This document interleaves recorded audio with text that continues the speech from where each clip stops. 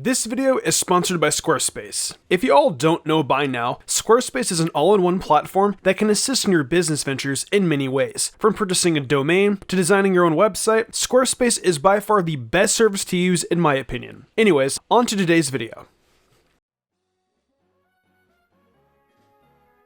The regional birds, or the early birds, or the Route 1 birds, whatever you want to call them, they are staples in the Pokemon series. As with every generation, you can definitely expect to see a new one join the roster. But not all early bird Pokemon are created equal, as some are really great to use, while others not so much. Being as I love ranking lists, I thought today I'd take a crack at ranking all of these bird Pokemon. These rankings will be based on how these Pokemon do competitively speaking, and not my personal opinions on them. That's a video for another day. Anyways, I'll keep this intro short and just hop right into the list.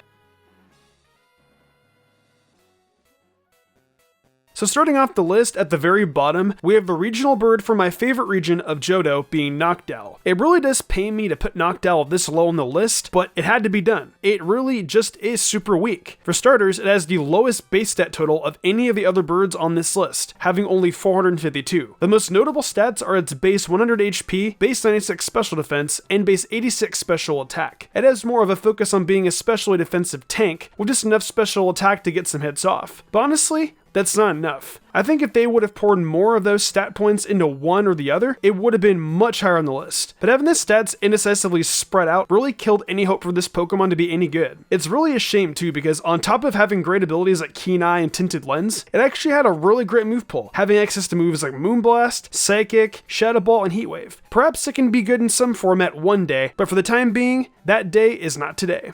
Shockingly above Noctowl is my least favorite of all the birds, the one and only Unpheasant. I really dislike this bird, and while it may not be on the very bottom of the list, I can at least take solace in the fact that it is still very close to the bottom. I mean, we've talked about Unpheasant multiple times before, so you all should know what's up. Aside from my personal opinions on its design, this thing has just one of the most abysmal move pools I've ever seen. So what exactly makes Unpheasant above Noctowl then if that's the case? Well, here's the thing. Unpheasant does, at the very least, have better spreading of stats in my opinion. It knows what it wants to be for the most part. It has a very nice looking base 115 attack and pretty decent HP in defense. It also has Super Luck, which definitely isn't the worst ability to have. With such a limited move pool, being able to land crits a bit more often really helps this thing out too. And again, even with all that being said, this thing still sucks. While it may offer moves like Air Slash, Brave Bird, Steel Wing, and U-Turn, there are other Pokemon that can take advantage of those moves, as well as many others on top of being more powerful.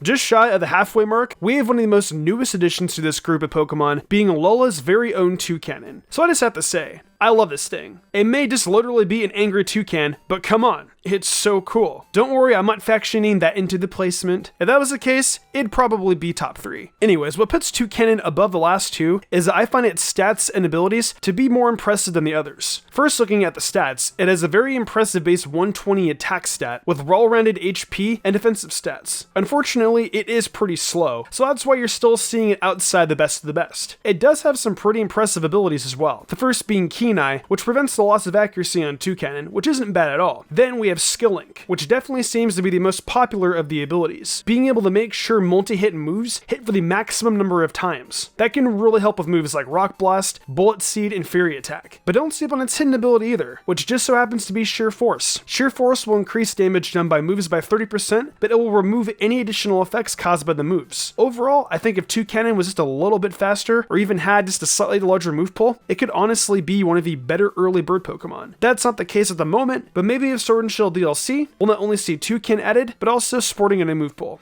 Now, just from the look at the stat total, you might not assume Swellow would do too well. It's got the second lowest base stat total of all the birds, sitting at just 455. However, when you take a look at the stats themselves, it becomes a little bit more clear. A massive 125 in speed with a respectable 85 in attack and 75 in special attack, making for a fast mix attacker. Now, I will say in more recent games, Swellow still isn't looked at very much, just coming into the RU tier as of Generation 7. But I think that has more to do with people trying out other options, compared to it just not being good anymore. It has an okay move pool, but that's really all that can be said about it. Typical move moves you can expect to see on Swallow are Brave Bird, Boom Burst, U-Turn, and Heat Wave. As for its abilities, we've got the choice between Guts and Scrappy. With Guts, it will multiply Swallow's attack by 1.5 times so long that it has a status condition. With Scrappy, it would allow Swallow to hit Ghost-type Pokemon with either normal or fighting-type moves. I'm personally more of a fan of a Swallow with Guts and Flame Orb, but the most popular set includes Choice Specs alongside Scrappy, which I can respect that. I certainly understand why Swallow has fallen from grace, as there are still much better Pokemon out there in the grand scheme of things. But I cannot deny that this early bird Pokemon can really put a hurting on Pokemon that it may go up against. That's for sure.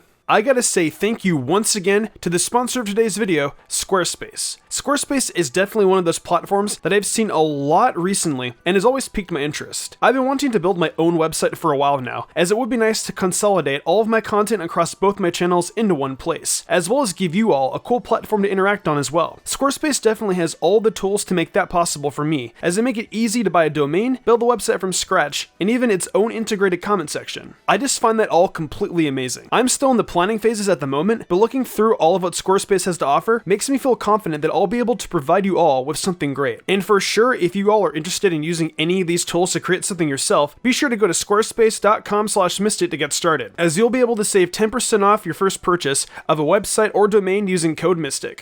In the second half of this list, we've got the OG early bird from Kanto, Pidgeot. I'm sure some of you expected Pidgeot to be a bit higher than this, and I get it. I struggled a little bit with the placement of these last four, so honestly, if you feel it should be higher on the list, you're valid in your opinion. So while Pidgeot may be a bit slower than likes of Swallow, only having 101 in speed, it is a bit more well-rounded thanks to having 24 more stat points to work with. Having higher health and special defense certainly helps make a decent case for it. Just like with Swallow though, its move pool is nothing special. It's really just what you expect from the first normal bird you've ever seen. Now once again, Kenai being an ability is good and all, but most of the time you'll be seeing Big Pecs on a competitive Pidgeot. Big Pecs is really nice as it stops your opponent from being able to lower your defense, but what really makes Pidgeot a star is of course the fact that it can Mega Evolve. Honestly, without the option, I think Pidgeot would have just been a little bit lower, but we have to acknowledge the fact that in Gen 6 and 7, that Mega really did help this old bird out. An extra 100 spread out across its stats, giving it an amazing 135 in special attack, and buffing both defense stats slightly to 80 each. As with most Megas, Pidgeot sports a new ability in No Guard. It basically ensures that all attacks done by you or your opponent hit. It also allows moves to hit during the semi-invulnerable phases of certain attacks. Now when this Pokemon does eventually come back into some games, this list might look a little different, but we have to look across all of them as a whole. So I will stand by its placement for the time being, and I hope you all can agree with that, or at least appreciate that.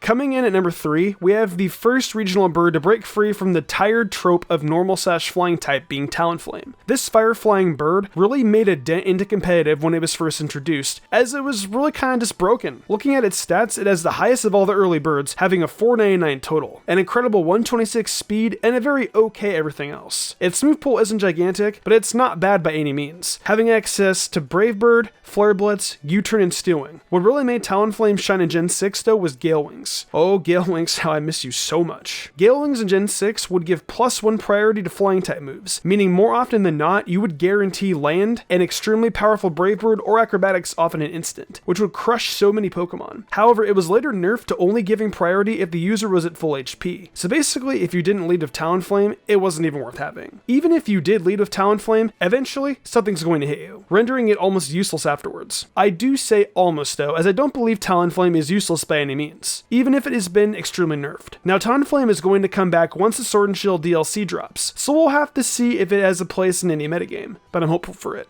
Shy of the number 1 spot, we have the newest addition to the early bird roster being Corviknight. Corviknight is just so good. I know it, you all know it, it's just amazing. It's what Noctowl should have been, having that solid focus in its HP, defenses, and even a little bit of physical attack. To be fair to Noctowl though, Corviknight was blessed with a 43 point higher base stat total, but it is what it is. In addition to its solid stats, it also has a solid typing in Flying and Steel, only being weak to Fire and Electric while sporting resistances to almost half of all types and immunities to Poison and Ground. Yeah, this thing, and clearly any Pokemon with a Steel and Flying combination, is going to come out amazingly. Right now, the most common kind of set you'll see on a Corviknight is a Defox set, but you'll see a little bit of offense sprinkled in there to keep some Pokemon kept in check, or if you need to get it out of a tricky situation with moves like Body Press and U-Turn. And come on, Pressure is an ability? Yeah, I don't need to go on about Corviknight anymore. You all get it by now. So if you've been paying attention, it's no longer a surprise that Staraptor is in the number 1 spot. What can I say? Staraptor has just been consistently good since its introduction to the series. Stats wise, we've got a fantastic 120 in attack and got a really solid 100 in speed. Move pool wise, it's pretty much what you expect. Good flying type moves and just a tiny bit of coverage. However, it does have access to close combat, which is one of the moves that sets it far apart from a lot of its early bird brethren. Then, when you add all that up together and give it Reckless, yeah, GG. Reckless increases moves with recoil damage 1.2 times, so when you slap on the likes of Brave Bird, Close Combat, and Double Edge, it's pretty much a wrap from there. I will say Corviknight was giving it a run for its money, but I think at the end of the day, Staraptor still edges it out because of its longevity and just how hard it can hit. Well, that wraps up my rankings of all the early bird Pokemon. I don't think many of these placements will come off as surprising to a good amount of you, but I hope you all enjoyed regardless. What do you all think though? Did I nail this ranking on the early bird Pokemon, or do you feel the order should be a bit different? Definitely let me know in the comments below. If you enjoyed the video, why not leave a like and subscribe to my channel with notifications on, that way you never miss an upload. If you want to support me further, consider following my Twitch where I stream a lot of Pokemon content and all kinds of other Nintendo content like Zelda, Fire Emblem, and much more. Also, I've been reviewing every episode of My Hero Academia Season 4 over on MysticSage, so head over there if you're into that too. I would love that a lot. Want to support me further and gain cool perks? Check out my Patreon. Daniel Leone, Lady Crimson, Memory Martin, The Lazy Leo, Matthew Young, Awesome Lego, Jarrett Weiss Austin, Sodden Grider, Nigma97, and Kermit117 did, and I want to thank them personally for going above and beyond. It means the world to me. I think I'm gonna wrap this up though. I'm Mr. Gumbrand, and I will see you in the future for more awesome Pokemon content.